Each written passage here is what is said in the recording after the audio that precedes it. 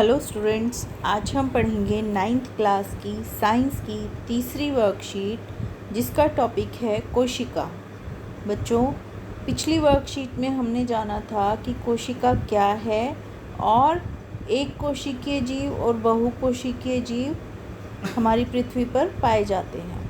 ठीक है, आज इस वर्कशीट के अंदर रीना नाम की लड़की अपने पार्क में खेल रही है और वहाँ पर उसको विभिन्न प्रकार के जीव दिखाई दे रहे हैं, जैसे छोटे कीड़े मकोड़े, तितलियाँ और उसके दोस्त, यहाँ तक कि पेड़ पौधे सभी चीज़ें देख रही है ना। और उसको ये महसूस हो रहा है कि विभिन्न प्रकार की संरचना, जिसको कोशिका कहते हैं, वो सभी उस कोशिका से बने हैं। पर अब पेड़ भी हैं और जंतु भी हैं, तो पेड़ किससे बने हुए हैं, पौधे किससे बने हुए हैं, पादप कोशिका से, और जीव किससे बने हैं, जंतु कोशिका से। ठीक है, अब उसने अपनी कक्षा में लगा चार्ट देखा, उसे याद आया कि उसकी कक्षा में एक चार्ट लगा हुआ था जहाँ पर जंतु कोशिका और पादप कोशिका बनी हुई थी। देखो, अगर हम इसको ध्यान से देखें एक जंतु कोशिका को, तो जंतु कोशिका के पास कोशिका झिल्ली है, केंद्रक है, केंद्रक में गुणसूत्र हैं, केंद्रिका है, केंद्रक द्रव्य है। इसी तरह से कोशिका द्रव्य है, माइटोकॉन्ड्रिया है, रिक्तिका है, अनेक प्रकार के कोशिकांग हैं जंतु कोशिका में।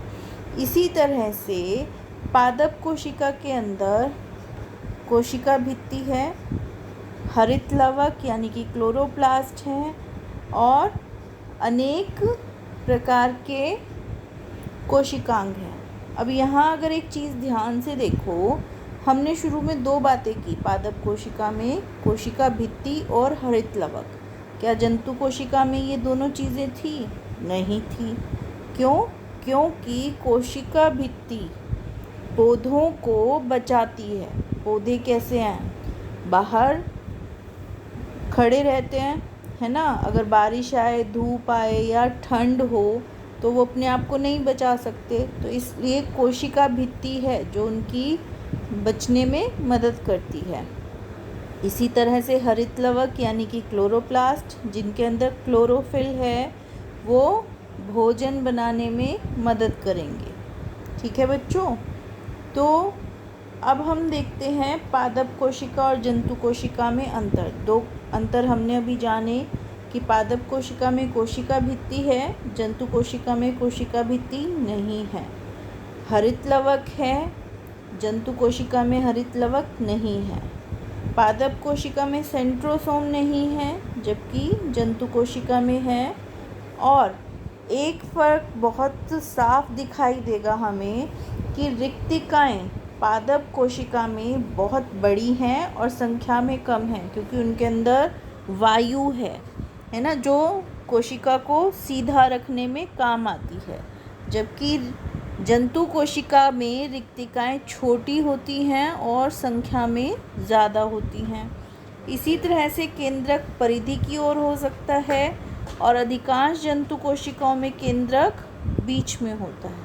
ठीक है, आओ अब कुछ प्रश्न देखते हैं। पादप कोशिका और जंतु कोशिका का चित्र बनाइए। तो अभी हमने यहाँ पर जंतु कोशिका और पादप कोशिका का चित्र देखा, हम बना सकते हैं, आसान है। जंतु और पादप कोशिका में 3 अंतर बताइए। तो सबसे आसान है, पादप कोशिका में कोशिका भित्ति है, जंतु कोशिका में कोशिका भित्ति नहीं है। पादप कोशिका में हरित लवक है, जंतु कोशिका में हरित लवक नहीं है। पादप कोशिका में रिक्तिकाएं बड़ी हैं और कम हैं, जबकि जंतु कोशिका में रिक्तिकाएं छोटी हैं और ज़्यादा हैं। क्लोरोप्लास्ट किस कोशिका में मौजूद होता है? क्लोरोप्लास्ट यानी कि हरित लवक, क्लोरोप्लास्ट पादप कोशिका में मौजूद होता है।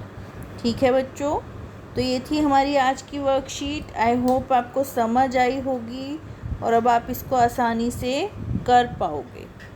Thank you.